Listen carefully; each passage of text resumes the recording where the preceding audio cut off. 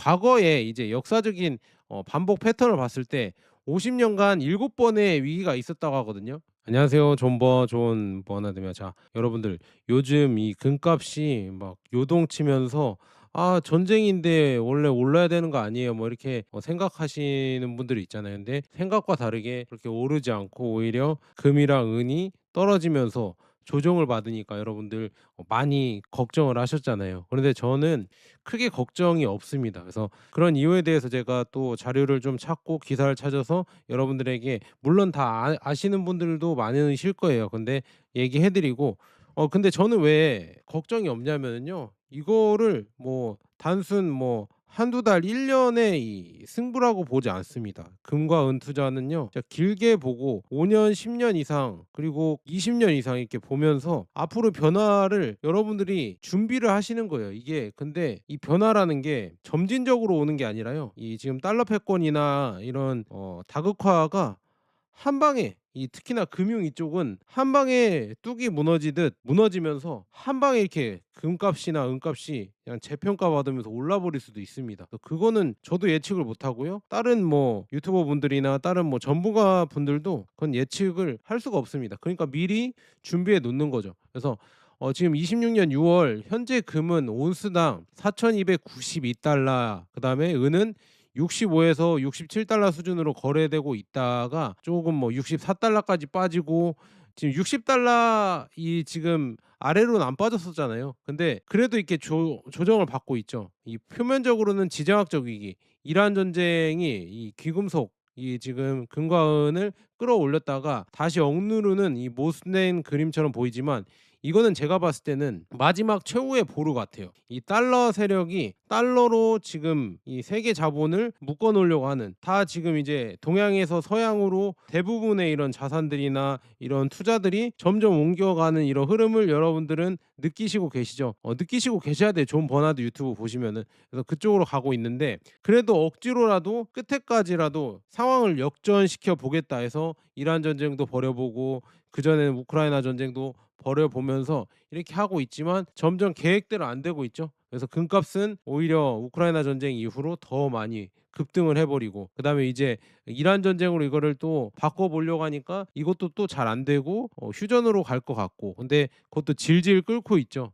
질질 끌어가면서 결국에는 얻고 싶은 걸 얻고자 하는데 그게 잘 안 되는 겁니다. 그러니까 우리는 미리 이런 대부분의 이런 뭐라고 하죠? 내용을 알기 때문에 준비를 하셔야 된다. 그래서 현재 지금 금과 은의 하락의 진짜 원인은 뭘까? 뭐 여러 가지가 있죠. 지금 CPI 지수나 이런 게 조금 그때 높게 나와서 '아, 이거 금리 인상하는 거 아니냐.' 이런 얘기가 계속 커지니까 금에도 당연히 영향을 받았었죠. 그래서 지금 이 지정학적 충격의 역설적인 작동의 방식이 있었는데요. 26년 2월 28일 지금 이렇게 이란 전쟁이 벌어지면서, 통상 이 전쟁은요 여러분들 금값을 밀어 올리는 것으로 알려져 있지만, 이 실제 이란 전쟁 개시 이후 금값은 오히려 전쟁 전보다 낮은 수준으로 하락했잖아요. 그 이유는 다음에 뭐 연쇄 작용이 있다고 이렇게 나와 있는데요. 에너지 가격이 급등하면서 인플레이션 기대가 재점화되니까 결국 이란 분쟁 이후에 이 호르무즈 해협이 막히면서 여러 가지 뭐 브렌트유도 40% 급등, 그래서 일시적 배럴당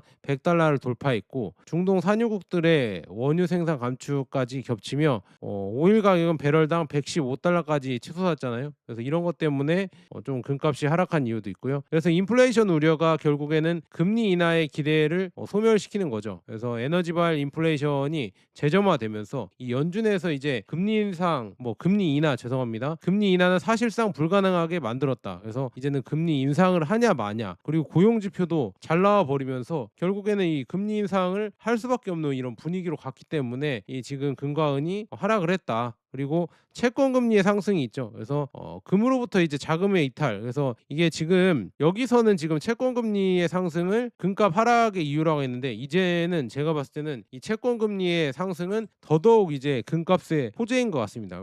왜냐하면 얘네들이 이제는 저는 빚을 못 갚는다고 보고 있거든요. 이제 못 갚으면은 결국에는 금리가 올라가면 올라갈수록, 채권 금리가 올라갈수록 결국에는 그건 위험 신호다. 이 정도 위험해졌어요. 5%예요. 6%까지 또 위험해졌어요. 7%예요. 7%까지 위험해졌어요. 그거는 터지기 직전의 위험 신호이기 때문에 오히려 그럴 때는 금값이 떨어지더라도 여러분들이 겁을 먹으시면 안 될 것 같고요. 그다음에 달러 강세가 있죠. 그래서 달러 표시 금값 추가 하락 압력, 이게 달러 강세. 지금 단기적으로 봤을 때 달러 인덱스가 또 이제 98 뭐 99였다가 이제 100까지 갔잖아요. 그래서 이런 것 때문에 결국에는 수요가 이제 미국채로 또 단기적으로 몰리면서 금값이 좀 하락을 했다, 이렇게 볼 수가 있고, 그다음에 기관의 강제 매도도 있었다고 하거든요. 그래서 26년 1월 금값이 5,600달러까지 급등하는 과정에서 이 과도한 파생 상품 레버리지가 쌓였다. 가격이 하락하자마자 마진콜이 발생하고 이는 추가 매도를 유발하는 연쇄 청산으로 이어졌다. 그래서 핵심은 뭐냐? 이 전쟁이 금값을 올리는 것이 아니라 전쟁 이후 경제적 파급 효과, 인플레이션, 그다음에 긴축, 달러 강세가 이 단기적으로 금값을 억누른다는 점으로 이렇게 볼 수가 있다고 하네요. 그래서 지금 보면 26년은 지금 은 가격에 이 특수한 변동성도 있었거든요. 그래서 은은 더 극적으로 26년에 변했잖아요. 왜냐? 25년 한 해 동안 147% 급등해 30에서 72달러까지 치솟았고 26년 1월에 이 사상 최고치인 121달러까지 도달을 했습니다. 그러나 불과 2주 만에 36% 폭락해 64달러까지 붕괴를 했고요. 이후에 현재 6월까지 연초 상승분을 모두 반납하여서 65에서 68달러에 거래 중이다, 이렇게 나와 있었죠. 그래서 은혜의 극단적인 변동성 배경에는 두 가지 상충하는 정체성이 있습니다. 이 귀금속이라는 정체성이 있거든요. 그래서 안전자산이고 달러 헤지 수단인데요. 두 번째는 이 산업금속이라는 이런 정체성이 있죠. 그래서 태양광 패널에도 들어가고 전기차에도 들어가고 AI 칩의 핵심 소재이고, 그래서 25년 태양광 수요만 12.6%의 이 연평균 성장률을 보이고 있고요. 그다음에 달러 강세와 이 성장 둔화 우려가 겹치면서 두 정체성이 동시에 타격을 받는다. 게다가 26년 1월 급등은 이 옵션 시장의 이 감마 스퀴즈와 포모 매수가 결합한 이 투기적 거품 요소도 포함했다. 그래서 지금 금 가격이 드라마틱하게 올랐다가 떨어진 이유에 대해서 봤고요. 그래서 이제 과거에 이제 역사적인 반복 패턴을 봤을 때 50년간 7번의 위기가 있었다고 하거든요. 그래서 역사적으로 지금 이제 지정학적 충격, 그다음에 단기 금값 억압, 그다음에 중장기 급등이라는 이런 패턴은 일관되게 이 7가지 위기에서 보여줬다고 하거든요. 지금 보면 1973년 1차 오일 쇼크 때 있잖아요. 유가는 300% 올랐다고 합니다. 그리고 금의 초기 반응은 하락을 했다고 하거든요. 근데 중기 반응은 97에서 183달러까지 89% 올랐다고 합니다. 그리고 이란 혁명 때 1979년 때에는 유가는 150% 올랐다고 하거든요. 근데 금은 12개월 동안 1년 동안 횡보를 하다가 226달러에서 850달러까지 276%나 올랐다고 합니다. 그리고 걸프전 때 1990년에서 91년 때까지 유가는 141% 올랐고요. 초기에는 금값은 소폭 조정을 했습니다. 근데 지금 17% 올랐네요. 중기 반응은. 그다음에 9.11 테러 때는요. 2001년이죠. 이때는 유가는 단기 급등을 했고요. 금값은 초기 하락을 했습니다. 근데 여기 보세요. 250달러. 중기 반응은 250달러에서 1900달러까지 660% 엄청나죠. 이렇게 올랐었다.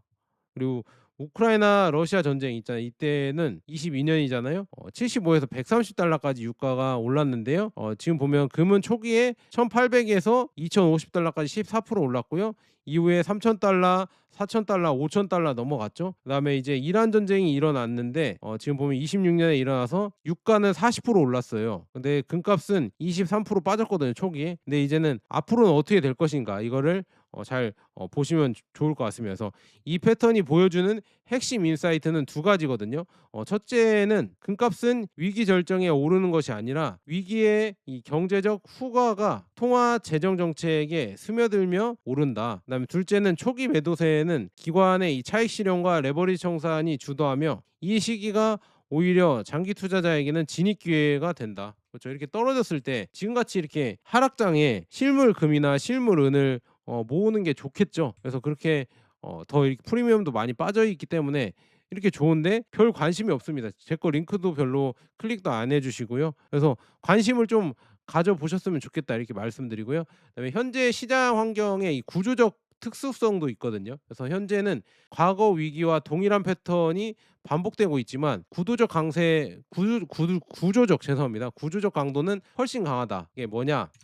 이 미국의 국가 부채와 이자 비용이 폭증을 하고 있죠. 이게 문제입니다. 이게 저는 미국의 이런 패권을 발목 잡을 것이다. 그래서 부채가요 39.2조 달러, 그래서 1973년 5천억 달러에 78배에 달한다고 하고, 이거 더 중요한 건 이자 비용이다. 그래서 연간 순이자 지출이 1조 달러 이상이다. 그래서 일평균 30억 달러. 그래서 이자 지출은 이미 국방비와 메디케어를 초과해서 사회보장 다음으로 두 번째로 큰 지출 항목이다. 이게 점점 안 좋아지고 있죠. 그래서 CBO는 2035년까지 이자 비용이 국방비보다 4.3조 달러 더 많을 것으로 전망을 하고 있다고 합니다. 그래서 이는 1973년과 결정적 차이를 만든다. 1973년 중앙은행들은 금을 매도했지만 재정 여력이 있었다. 2026년 재정 악화 속에서 이 중앙은행들이 금을 매수하고 있다. 이게 얘기가 나오고 있고요. 그래서 이렇게 지금 분위기가 바뀌고 있고, 그다음에 이제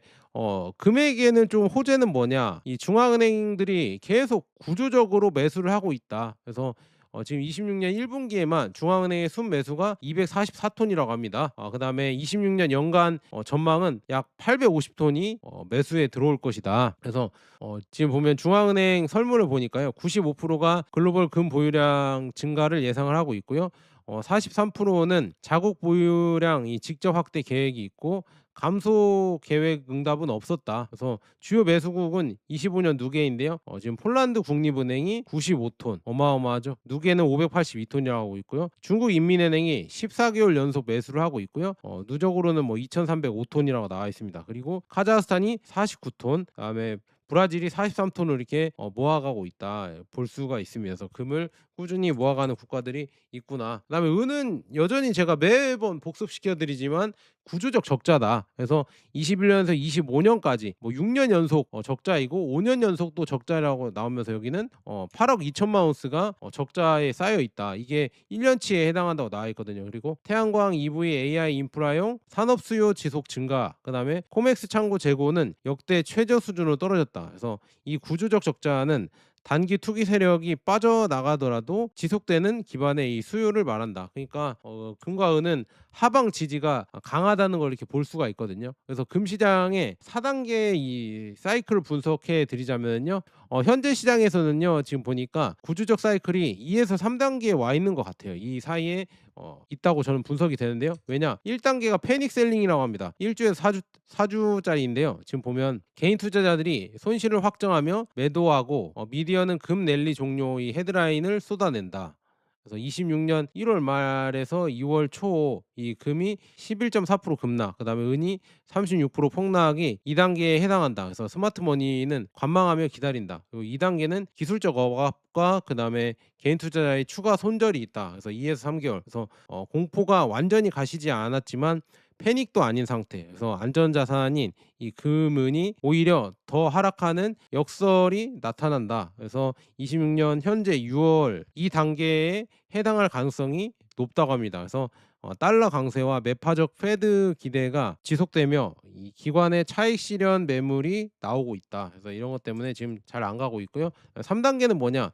이 중앙은행의 구조적 매수가 있다. 그리고 광산주 반등 시작이 있다고 하거든요. 그래서 중앙은행의 이 꾸준한 매수세가 하방 지지선을 형성하고, 그다음 26년 1분기에 이미 244톤의 중앙은행 매수가 이루어진 것이 이 단계로의 이행이 뭐 제대로 되고 있다, 이런 신호일 수 있고요. 그다음에 4단계에는 이 가격 위기 이전 고점을 돌파했다. 그래서 지금 보면 JP 모건은 26년 연말 목표가가 6천에서 6,300달러를 여기로 유지하고 있고요. 도이치뱅크와 이 소시에테 제네랄도 6,000달러 보고 있고, 골드만삭스는 5,400달러를 제시했다고 합니다. 그래서 현재 4,292달러인데요. 여기 대비 40% 이상 상승 여력이 있다는 걸 의미한다, 이렇게 볼 수가 있고요. 그다음에 노던 마이너에서는요, 이 부채 사이클, 그래서 금 가격에 대한 강력한 근거를 가리키다 하면서 이게 뭔 내용이냐 보니까요, 금의 이 장기 강세장은 점점 더 인플레이션, 그다음에 금리 또는 지정학적 긴장보다 더 큰 힘에 의해 주도되고 있다. 그래서 세계의 증가하는 부채 부담 때문에 이렇게 지금 계속 금의 가치가 올라가고 있다. 그래서 여기 노던 마이너 이 지금 쭉 기사를 읽어보니까요. 결국에는 지정학보다 이 더 큰 이 세계 부채 부담 증가에 의해서 움직이고 있다는 것이다. 그래서 부채가 너무 많이 늘어난다. 그래서 쭉 보면은요. 선택지는 대략 네 가지라고 합니다. 그래서 긴축, 높은 인플레 용인, 그다음에 금융허가, 부채 화폐화이다. 그래서 앞으로 나올 정책이. 그래서 이 중 어떤 길을 가도 장기적으로는 화폐 구매력에 부담이 생기고 그 결과 금은 지금 보면 수익률 경쟁 자산이 아니라 구매력 보존 자산으로 재평가된다는 논리이다. 이렇게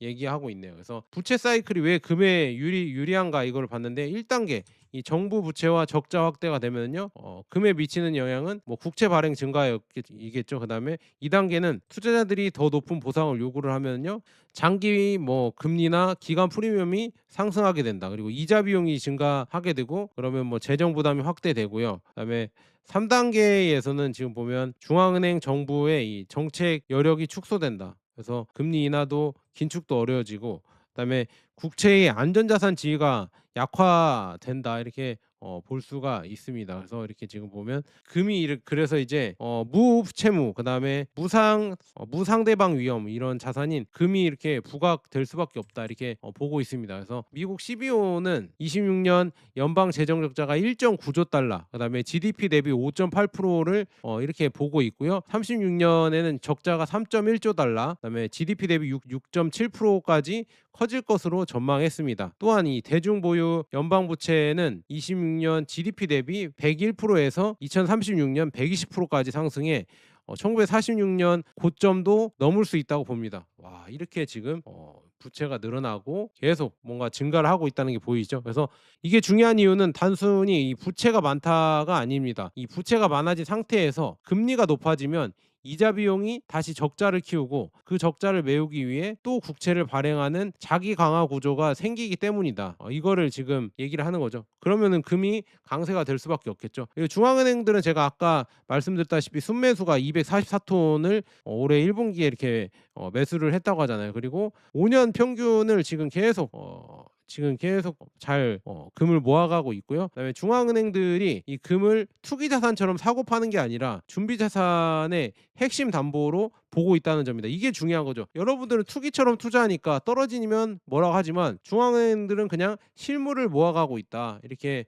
볼 수가 있습니다. 무슨 말인지 아시겠죠? 그래서 지금 여기에서는 지금 뭐라고 얘기하냐? 터키 사례를 들면서 이 터키가 유동성 확보를 위해 미국채를 대거 줄이는 반면 이 금은 직접 매각보다 수합을 활용했다고 설명합니다. 수합 방식을 활용했었죠. 그래서 즉 이 미국채는 현금 마련용 거래 자산, 그다음에 금은 핵심 담보 자산처럼 취급됐다는 해석입니다. 그래서 이 대목이 영상에서 가장 강합니다. 이렇게 얘기했네요. 이 대목이 엄청나게 강하다. 중앙은행이 이 말로는 이 달러를 버리지 않는다지만 행동은 금을 사고 있다. 이게 엄청난 거죠. 그래서 이렇게 지금 나와 있고요. 그래서 국채 시장이 보내는 경고는 뭐가 있을까? 결국에는 인플레이션, 인플레 불확실성과 뭐 국채 발행 증가, 재정 지속 가능성 위험이 커지고 있다. 이런 걸 볼 수가 있고요. 부채가 많이 커지고 있어서 이게 이제 점점 더 감당하기 어려울 정도로 커지고 있다. 그래서 여기서 이제 금의 논리는 분명해집니다. 이 과거에는 위기 리콜, 국채 매수, 그다음에 금리 하락,